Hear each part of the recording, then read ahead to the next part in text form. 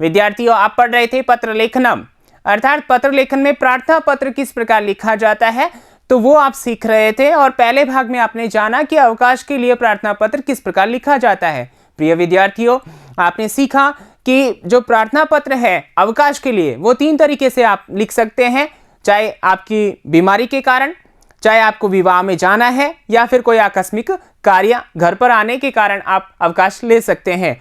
और आपने देखा कि 2 तरीके से आपके यहाँ प्रश्न पूछा जा सकता है, या 2 तरीके से आप प्रार्थना पत्र लिख सकते हैं। 2 तरीके से कैसे विद्यार्थियों? लिखना तो एक ही तरीके से पड़ता है, ऐसा आप सोच रहे होंगे, अर्थात रचना तो आप ही को करनी है, लेकिन एक सहायता होती है कि मंजूषा आपको दे दी जाती है और वहां से पदों को सिर्फ रिक्त स्थानों में रखना होता है प्रार्थना पत्र का क्रम देखते हुए।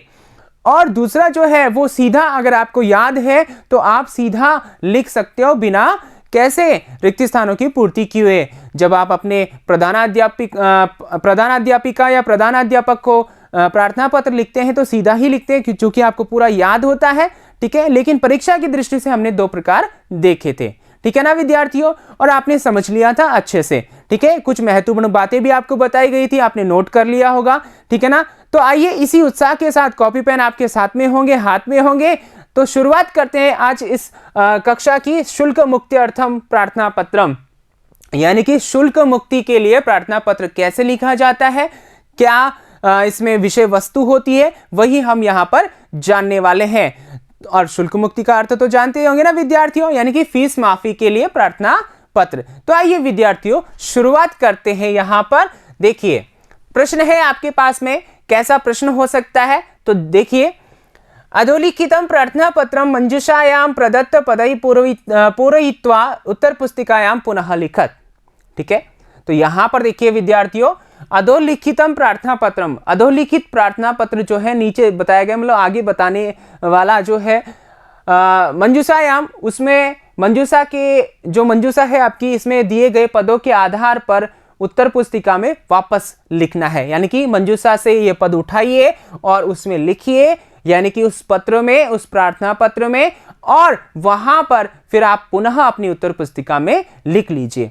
तो यहां मंजूषा आप देख रहे हैं, अजमेरु नगरम निवेदनम प्रार्थना सेवायाम पिता श्रमिकः भवन्तः भवदीया संति दयनीया प्रार्थना पत्रम और प्रदातुम, ठीक है। तो यहां पर देखिए जो आपका प्रार्थना पत्र है वो इस प्रकार है, और वही मंजूषा आपके यहां पर है, ठीक है। तो ये बात आपको समझनी है। अब आइए शुरुआत करते हैं इसकी। तो देखिए सबसे पहले यहां पर जो क्या लिखने में आता है, हिंदी में हम देखते हैं तो सेवा में, ठीक है ना। तो संस्कृत में आपने सीख ही लिया है, सेवायाम आता है सबसे पहले। अब सेवायाम कहाँ है, आप यहां पर देखिए, है क्या कहीं पर, ठीक है, कहीं पर है क्या? जी हाँ है, यहां पर है, देखिए ये रहा, ठीक है, सेवायाम है, अंत में है। तो यहां सबसे पहले क्या आएगा? सेवायाम, ठीक है। फिर कॉमा तो आपको लगाना ही है।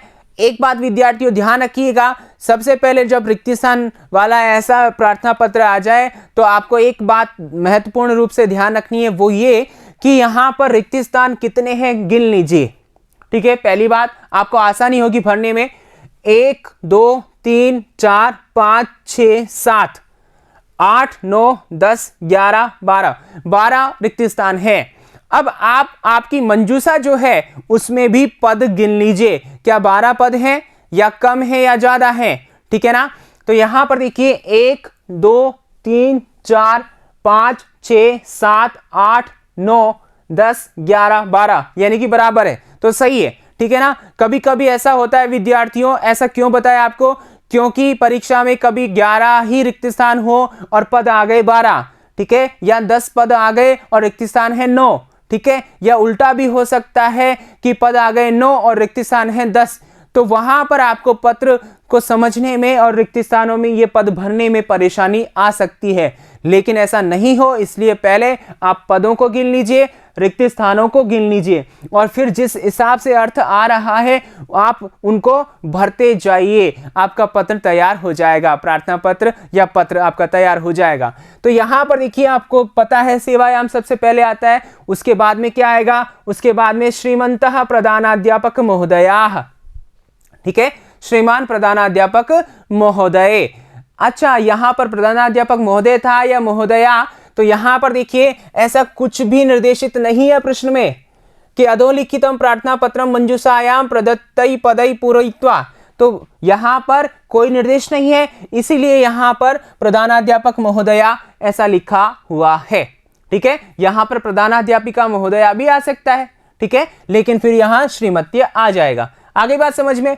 फिर आगे देखिए, राजकीय उच्च प्राथमिक विद्यालय, राजकीय उच्च प्राथमिक विद्यालय, विद्यालय का नाम आ गया। अब यहाँ विद्यालय का पता, तो पता यहाँ पर ढूंढना पड़ेगा आपको। देखिए सबसे पहले ये अजय मेरू नगरम, ठीक है, क्योंकि ये यही आएगा और तो आ ही नहीं सकता कहीं पर। ठीक है, तो यहां पर आप क्या लिखेंगे, अजय मेरू नगरम। ठीक है ना, ध्यान रखना, अजय मेरू नगरम। ठीक है, तो यानी कि जो यहां पर म अंत में आ गया किसी स्थान के आगे, तो वो यही आएगा।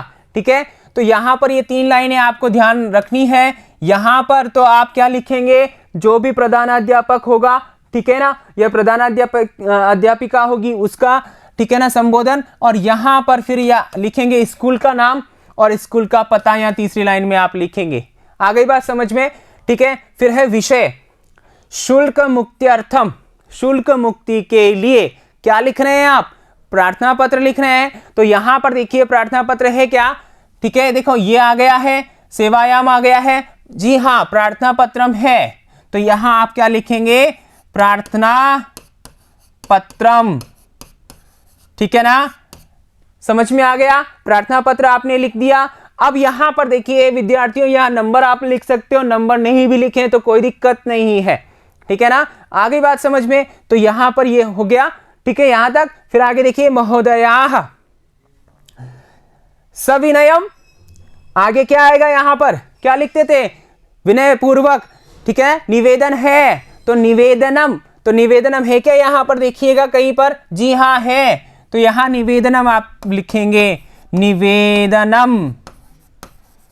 ठीक है, अस्ति है, यत की मम पिता, मेरे पिता, एक अस्ति यानी है, एक क्या है, यहां पर देखिए क्या हो सकते हैं, कोई गरीब विद्यार्थी होगा, ठीक है, उसके पिता एक मजदूर होंगे या किसान होंगे, ठीक है ना, या कम पैसे वाले होंगे, निर्धन व्यक्ति होंगे, तो ही तो वो शुल्क मुक्ति नहीं दे पाएगा ना। तो यहां पर देखिए क्या हो सकता है, ऐसा शब्द आया है कि अपनी मंजूषा में, तो देखिए प्रार्थना सेवायाम पिता श्रमिक, श्रमिक यानी मजदूर, जी हां, तो यहां क्या आएगा, श्रमिक, एक श्रमिक है। ठीक है ना, तो एक श्रमिक का जो बच्चा है, विद्यार्थी है, वही पैसा नहीं दे सकता है, क्योंकि श्रमिक को मिलता ही कितना है, वो कमाता ही कितना है। ठीक है ना, और परिवार भी होता है। ठीक है, तो यहां पर देखिए सविनयम निवेदनम अस्ति, सविनय निवेदन है कि मेरे पिता एक श्रमिक है, लाइन सही हो गई। फिर आगे देखिए, मम परिवारे, मेरे परिवार में 5 सदस्याः, 5 सदस्य, कितने सदस्य, 5 सदस्य हैं। अब है के लिए क्रिया क्या आनी चाहिए, 5 सदस्य बहुवचन है, तो यहां बहुवचन की क्रिया कौन सी है, यहां पर देखिए क्या है, क्या, जी हां संति यानी कि है। ठीक है, तो यहां क्या लिखेंगे आप, संति। ठीक है, आगे बात समझ में। ठीक है, अब यहां पर देखिए आगे अगली लाइन, मम परिवारस्य आर्थिक स्थिति ही, मेरे परिवार की आर्थिक स्थिति वर्तते यानी है, आर्थिक स्थिति है, कैसी है, अच्छी नहीं होगी। ठीक है ना, और अच्छी नहीं है तो कैसी होगी, दयनीय होगी, मतलब स्थिति खराब होगी। ठीक है, तो यहां पर कुछ ऐसा शब्द आया है क्या, जी हाँ, देखिए एक बात आपको ध्यान रखना है, मैंने यहां पर अंडरलाइन किया, इसका मतलब यह है कि यह पद हमने लिख दिया है। आप भी परीक्षा में ऐसे ही कोई हिंट कर सकते हैं, ऐसा ही कोई इशारा कर सकते हैं कि जैसे मान लीजिए आपने जो पद लिख लिया है यहां पर, उसको या तो आप गोला कर लीजिए, ठीक है ना, या तो आप क्या करेंगे, गोला कर लीजिए, या क्रॉस का चिन्ह लगा लीजिए, ठीक है, या जैसे अंडरलाइन कर लिया मैंने, अंडरलाइन कर लीजिए। आ गई बात समझ में, ताकि क्या होगा कि जो पद लिख लिए हैं वो आपकी नजर में रहेंगे, और जो नहीं लिखे उनमें से क्या भरना है वो आसान रहेगा। तो देखिए हमने यहां पर प्रार्थना नहीं भरा, पिता श्रमिका तो भर लिया, ठीक है ना, पिता नहीं भरा, भवंत नहीं भरा, भवदीय संति भर लिया, दयनीय, दयनीय है यहां पर। ठीक है ना। तो मेरे परिवार की स्थिति कैसी है? दयनीय। आर्थिक स्थिति कैसी है? दयनीय। ठीक है, वर्तते। ठीक है, समझ में आ गया, यहां तक आ गए। फिर आगे देखिए, निर्धनतया, गरीबी के कारण, मम, मेरे, ठीक है ना, मेरे कौन, किसके विषय में बात हो रही है? श्रमिक कौन है यहां पर? पिता। तो यहां पर पिता आ जाएगा। तो यहां क्या, मम पिता, मेरे पिता, मेरे पिताजी जो है, मदीयम, मेरी, शिक्षण शुल्कम, मेरा जो शिक्षण शुल्क है वह, असमर्थो अस्ति, असमर्थ है, किसमें? देने में। तो यहां पर देने के लिए क्या, कौन सा शब्द आया? प्रदातुम। ठीक है, तो यहां लिखेंगे प्रदातुम। ठीक है ना। तो मदीयम शिक्षण शुल्कम प्रदातुम असमर्थो अस्ति, मेरा शिक्षण शुल्क देने में असमर्थ है। ठीक है ना विद्यार्थियों। अब यहां पर देखिए रिक्त स्थान 3 रह गए और हमारे पास भी पद भी 3 ही रहने चाहिए, भवंतः, भवदीया और एक प्रार्थना। ठीक है, तो आगे देखिए, अतएव अस्ति, इसीलिए है, क्या है? प्रार्थना है। तो यहां पर ये जो प्रार्थना है वो यहां आएगा, प्रार्थना। ठीक है, अतएव प्रार्थना अस्ति, इसीलिए प्रार्थना है कि मां, मुझको, ठीक है ना, शिक्षण शुल्कात, मुझको शिक्षण शुल्क से मुक्तिम प्रदास्यन्ति, मुक्ति प्रदान करेंगे। कौन? आप। तो आपके लिए क्या है? भवंतः, आदर के लिए। ठीक है ना, भवंतः। ठीक है, समझ में आ गया। तो आप मुझे शिक्षण शुल्क से मुक्त करेंगे या रखेंगे। आ गई बात समझ में। तो यहां पर सारा हमारा जो प्रार्थना पत्र है वो पूर्ण होता सा नजर आ रहा है। और यहां अंत में देखिए शिष्या, ठीक है ना। तो शिष्या देखिए, हमने भवदीया भी पढ़ा, आज्ञाकारिणी भी पढ़ा, ठीक है, और भवताम भी पढ़ा था। तो यहां पर क्या है? भवदीया है, तो भवदीया आ जाएगा यहां पर, भवदीया शिष्या, आपकी शिष्या अंकिता, कक्षा 8वीं। ठीक है, तो समझ में आ गया विद्यार्थियों किस प्रकार हमने यहां पर ये प्रार्थना पत्र पूर्ण किया है शिक्षण शुल्क पर या शुल्क मुक्ति पर। ठीक है ना। तो ये तो था रिक्त स्थानों के माध्यम से, और आपने यहां विशेष बात ये समझी है कि रिक्त स्थानों में आप नंबर लिख करके भी इनको क्या कर सकते हो? बता सकते हो। ऐसा भी पूछा जा सकता है, या फिर आप जब भी पदों को भरें तो उनको या तो गोला करके या क्रॉस लगा करके या रिक्त स्थान मतलब रेखांकित करके आप उनको अलग करते जाइए और अर्थ के अनुसार भरते जाइए, आपका पत्र पूर्ण हो जाएगा। आ गई बात समझ में विद्यार्थियों। तो इसको अच्छे से लिख लीजिए, कहां? कॉपी और दिमाग दोनों में। ठीक है ना। तो आइए आगे चलते हैं। आगे देखिए यहां पर अगला प्रश्न, ठीक है ना। तो यहां पर अभ्यास के रूप में एक प्रश्न और रखा गया है। तो देखिए, भवती राजकीय उच्च माध्यमिक भवती राजकीय उच्च प्राथमिक विद्यालय विजयनगरे 8वीं कक्षायां पठति। स्वकीय प्रधानाध्यापिकायै शुल्क मुक्त्यर्थम प्रार्थना पत्रम लिखत। ठीक है, तो यहां पर देखिए खुद को क्या मानना है आपको? राजकीय उच्च प्राथमिक विद्यालय विजयनगर की 8वीं कक्षा की छात्रा आप हैं और वहां पढ़ती हैं।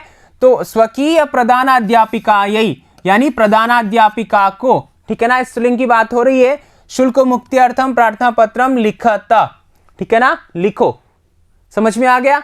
तो यहां पर खुद को ही ऐसा मानते हुए, अब चूंकि यहां पर एक बात ध्यान रखनी है, अगर हम सबको बता रहे हैं तो लिखत क्रिया सही है, और अगर हम इसी एक की बात कर रहे हैं तो यहां लिखतु हो जाएगा। ठीक है, समझ में आ रहा है। तो आगे देखिए, इस प्रश्न को ध्यान में रखते हुए आगे हमने प्रार्थना पत्र लिखा है। तो देखिए क्या लिखा है, समझते हैं। सेवायाम श्रीमत्या प्रधानाध्यापिका महोदया। ठीक है, प्रधानाध्यापिका आ गई क्योंकि वह प्रधानाध्यापिका को ही लिखने के लिए कह रहे थे प्रश्न में, और श्रीमती आ गया। ठीक है, फिर आगे देखिए, राजकीय उच्च प्राथमिक विद्यालय विजयनगरम, विजयनगर की छात्रा थी तो विजयनगर आ गया। ठीक है ना।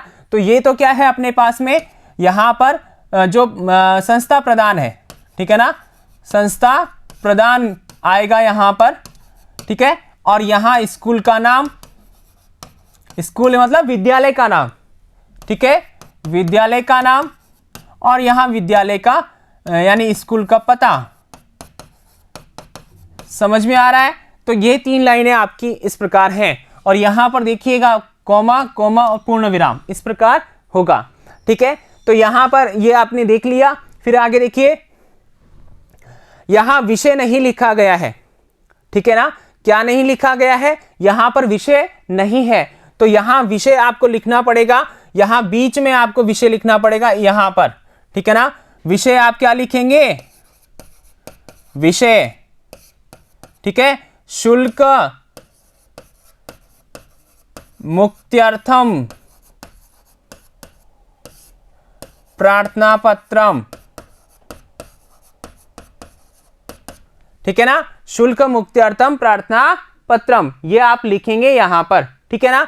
तो आगे चलिए, महोदया की बात करते हैं। तो देखिए, सविनयम निवेदनम अस्ति यत मम पिता एकः कृषकः अस्ति।